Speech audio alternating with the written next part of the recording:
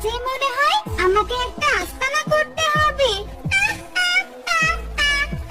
কি সুন্দর রাজপ্রাসাদ, শান বাঁধানো পুকুর, আবার এই পুকুরে মনে হয় অনেক মাছ আছে, আবার কত গরু ছাগলও আছে।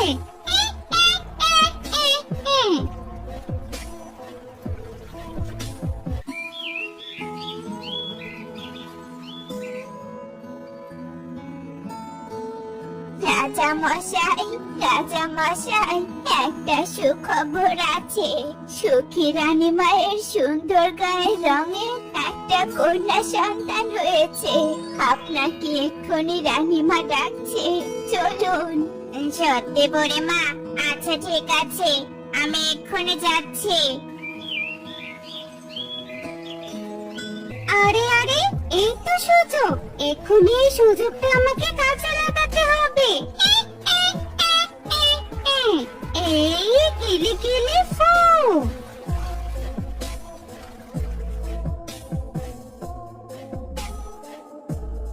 কবুতর, তুমি এসেছো?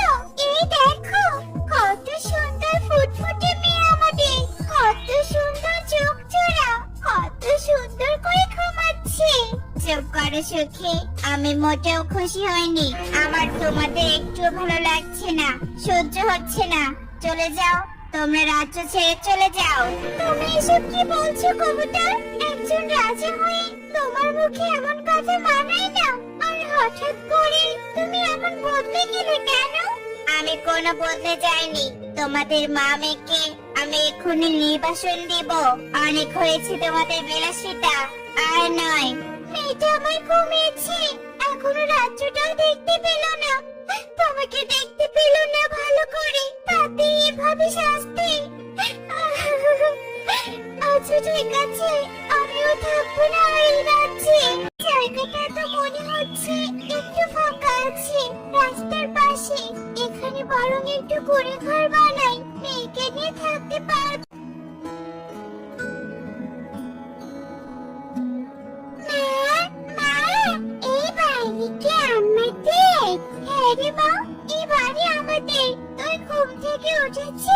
তুই বস, আমি তোর জন্য খাবারের ব্যবস্থা করছি।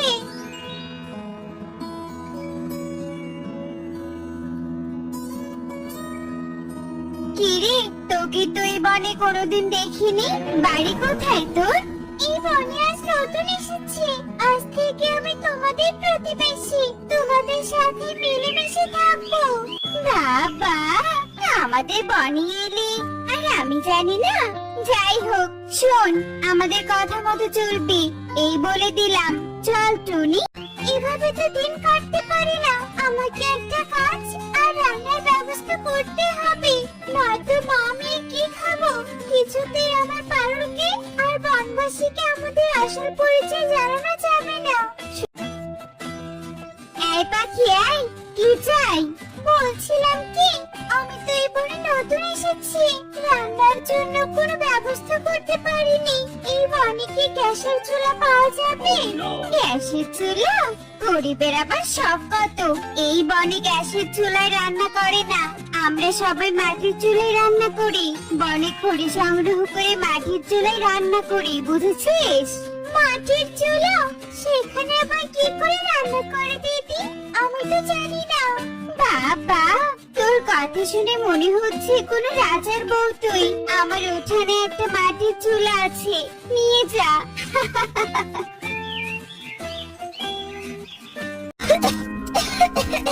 তোমার অনেক কষ্ট হচ্ছে তাই না মা? তোমার এমন কাজ করতে অনেক কষ্ট হয়, আমি বুঝি।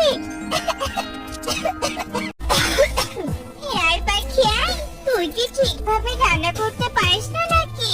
এত ধোয়া কি কেউ করে? উফ বাবা, বাড়িতে থাকতে পারছিলাম না। ধুর ধুর। এভাবে কেন বলছো মাসি?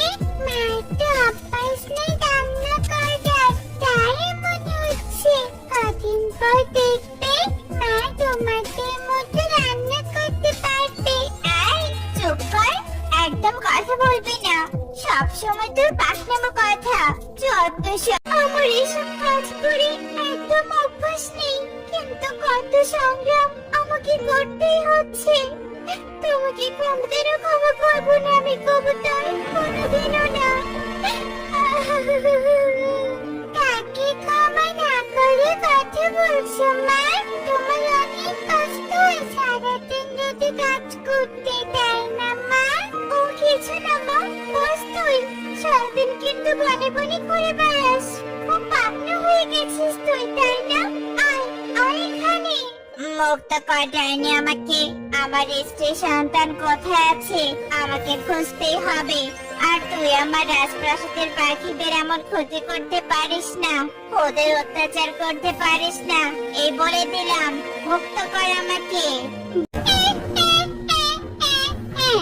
এই পাখিদের জীবন অতিষ্ঠ করে তুলতে আমার ভীষণ ভালো লাগছে।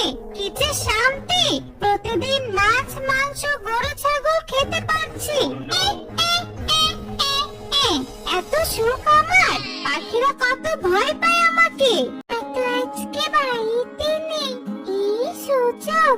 আজকে আমি পুরো বন ঘুরে ঘুরে বেড়াবো, মুক্ত পাখির মতো উড়ে বেড়াবো। এই যে ছানা, তুমি আমার ডালগুলো একটু তুলে দাও না। দেখো না বাতাসে পড়ে গেছে। সেই না হয় তুলে দিলাম, কিন্তু তুমি কিসের গাছ? তোমাকে তো আগে কখনো দেখিনি। আমি হলাম ডাইনি পঞ্চতলার গাছ, আমাকে চিনে রাখো, তোমার কাছে লাগবে। এই ব্যাপার, এই বনের পাখিরা এমন অদ্ভুত কেন? সবাই কেমন যেন ভয় ভয় করে তাদের দিন কাটাচ্ছে। কিছু তো একটা সমস্যা আছে। এত সুন্দর বন, সেখানে কি মন খারাপ করে থাকা মানায়?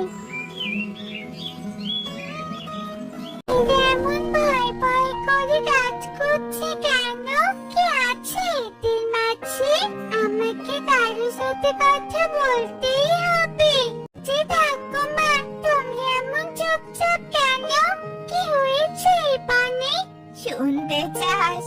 তাহলে আয়, আমার সাথে আয়। আমার নাম তো পারুল, আর আমার মায়ের নাম সুখী। তাহলে কি আমি রাজকন্যা? আর আমার রাজ্য বিপদে আছে? না না, আমাকে মায়ের কাছে জানতেই হবে। সত্যি কি আমি রাজকন্যা? হ্যাঁ রে মা, কিন্তু তার মানে তোর বাবা সেদিন ইচ্ছে করে আমাদের তাড়িয়ে দেয়নি। তোর বাবাকে বশ করেছিল ডাইনি। না না, আমাদের ডাইনিকে বশ করতেই হবে। আমার কাছে একটা উপায় আছে মা, আমি জানি ডাইনিকে কিভাবে ধ্বংস করা যাবে। আমার কাছে একটা গাছের সন্ধান আছে। তাহলে চল মা, আর অপেক্ষা করা যাবে না। কি তোরা তোরা আবার এই বনে কেন এসেছিস? তোদের তো কবুতর নির্বাসন দিয়েছিল, তাহলে কেন এসেছিস? চুপ কর ডাইনি, সেদিন কবুতর ইচ্ছে করে আমাদের তাড়িয়ে দেয়নি, তুই বাস করেছিলি। আর এখন কিনা রাজ্যের পাখিদের ক্ষতি করছিস। তোকে তো আজ উচিত শিক্ষা দেব। মা পারুল, পাতাগুলো দে। তুমি আমাকে ক্ষমা করে দাও সুখী, তোমাকে আমি ইচ্ছে করে তাড়িয়ে দেইনি। আমার মেয়ে, কাছে আয় মা, আমার কাছে আয়। তোমাদের মনে হয় অনেক কষ্ট করতে হয়েছে এতদিন। তোমার এতে কোনো দোষ ছিল না কবুতর, ডাইনি তো